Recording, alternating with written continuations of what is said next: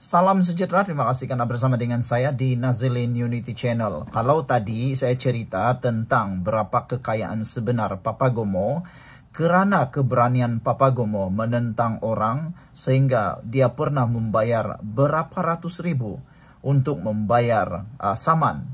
Yang menjadi persoalan, kalau begitu besar saman pun dia mampu bayar, berapa kekayaan dia? Oke, cerita Papagomo sudah selesai. Anda boleh tengok dalam channel saya berapa kekayaan sebenar Papagomo terbongkar. Kali ini saya nak kongsi pula dengan Anda semua. Berapa kekayaan sebenar Cikgu Bud dan misteri siapa penajanya. Gaya kali ini lebih penuh suspense dan Anda akan suka.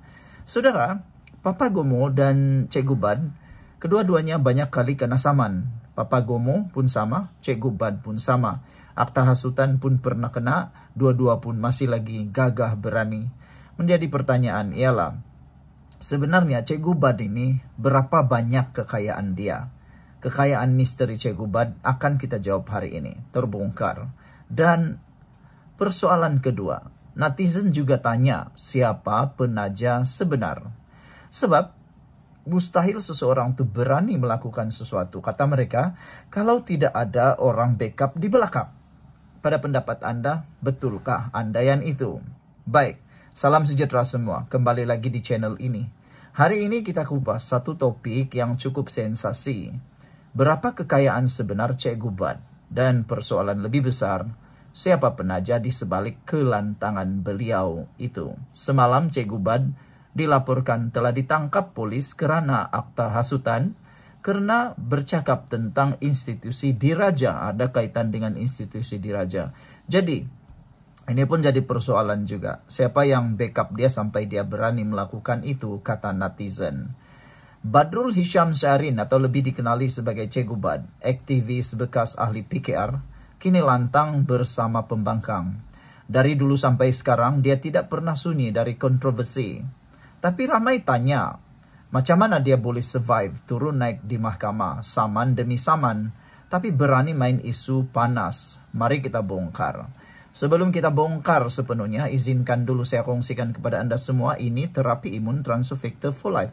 Terapi imun yang meningkatkan daya imun badan kita sehingga 400%. Berita baik ini untuk Anda semua yang ada masalah kesehatan, yang mahu kekal sehat dan mau menjana pendapatan. Baik, secara ringkasnya, apabila imun badan kita jadi bodoh, apabila imun badan kita tidak lagi kuat, apabila imun badan kita tidak seimbang, kita kena penyakit dan kita tidak sembuh dari semua jenis penyakit. Bahkan kita sengsara dengan penyakit itu kerana penyakit itu berakar di dalam tubuh badan kita dan sukar untuk dihapuskan.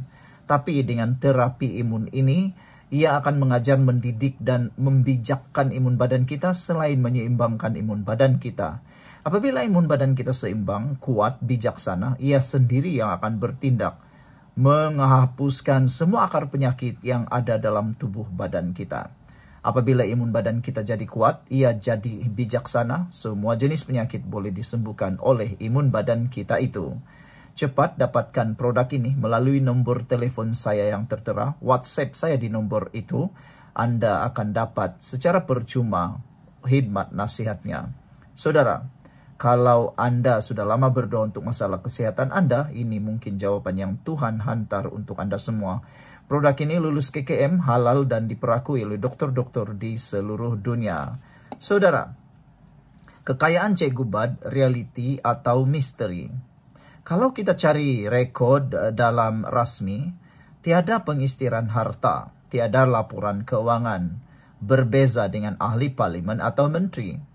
Cikgu Bud bukan dalam posisi wajib umum harta. Tapi persoalan timbul sebab gaya hidup dia mampu tanggung kos kes-kes mahkamah. Peguam ikat jamin, ini bukan kos yang kecil. Ada yang kata Cikgu Bud ini bukan pun kaya, tapi ada backup keuangan daripada pihak tertentu. Ada juga yang percaya dia sekedar aktivis bermodal kecil tapi bijak gunakan isu untuk kekal relevan. Hakikatnya, kekayaan sebenar Cikgu Bud masih jadi misteri. Tapi kalau tengok dari segi kemampuan bertahan dalam politik jalanan, jelas ada sumber sokongan. Siapakah misteri penaja Cikgu Bud ini? Ini bahagian paling panas. Bila sebut soal penaja, ramai mula buat spekulasi. Pertama, penaja politik. Cikgu Bad sejak keluar PKR pernah rapat dengan blok pembangkang. Ada yang kata dia jadi suara lantang untuk pihak tertentu yang tak berani serang terus kerajaan. Maknanya Cikgu Bad jadi attack dog politik. Kedua, penaja korporat atau individu berkepentingan. Ada juga teori bahawa tokoh korporat atau elit politik yang tak mahu namanya tercemar menggunakan Cikgu Bad sebagai saluran serangan. Duit mengalir secara tidak langsung, contohnya melalui NGO atau gerakan rakyat. Ketiga, dana simpatisasian. Jangan lupa, Cikgu Bad ada pengikut setia. Dalam dunia politik jalanan, kadang-kadang crowdfunding, sumbangan bawah meja atau dana perjuangan cukup untuk tampung gerakan. Apapun teorinya, persoalan siapa penaja Cikgu Bad kekal misteri. Tapi mustahil dia boleh terus lantang tanpa sebarang sokongan kewangan. Keberanian main isu panas. Kalau kita tengok, Cikgu Bad ini berani lawan isu-isu besar. Mengkritik Perdana Menteri, kaitkan kerajaan dengan isu sensitif, sampai berdepan saman fitnah dan pertuduhan hasutan. Soalannya, kenapa dia berani? Semalam saja diulang semula. Cikgu Bad sudah ditangkap polis kerana akta hasutan dan dikabarkan didakwa ada kaitan dengan ceramah yang mengaitkan dengan institusi diraja. Kenapa dia berani? Kerana politik survive by kontroversi. Lagi panas isu, lagi nama dia naik. Ada payung politik. Walaupun kena tangkap, dia yakin masih ada pihak kuat di belakang. Strategi tekanan, bila kerajaan sibuk dengan suara lantang seperti dia, fokus politik boleh terganggu. Maknanya keberanian dia bukan datang kosong. Mesti ada keyakinan bahawa ada sokongan belakang tabir. Jadi, secara analisis psikologi dan politiknya, ini jawapan. Dari sudut psikologi politik, Cikgu Bad tahu untuk satu perkara. Jadi kontroversi adalah tiket untuk kekal relevan. Kalau dia senyap, nama dia tenggelam. Tapi dengan provokasi, walaupun kena dakwa, namanya naik. Ini sama macam strategi Papagomo, cari spotlight dengan main isu panas. Bezanya Cikgu Bad tampil dengan image aktivis rakyat marhain. Jadi walaupun lantang, dia kelihatan macam pejuang kecil lawan gergasi. Itu image yang buat orang simpati dan terus menyokong. Kesimpulannya, berapa kekayaan sebenar Cikgu Bad? Tiada siapa tahu. Tapi jelas, dia mampu bertahan dalam dunia penuh saman, peguam dan isu panas.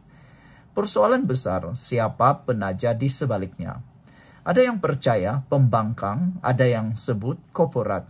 Ada juga kata sumbangan simpatisian. Apapun, selagi misteri ini tidak terjawab, Cikgu Bad akan terus jadi figura kontroversi. Sekarang saya nak tanya anda semua. Adakah Cikgu Bad ini benar-benar pejuang rakyat bebas atau sebenarnya boneka penaja besar di belakang tabir? Komen di bawah, jangan lupa tekan like, share dan subscribe. Jumpa lagi dalam ulasan yang seterusnya. Sekian dulu untuk kali ini. Jangan lupa tinggalkan komen anda. Bye-bye.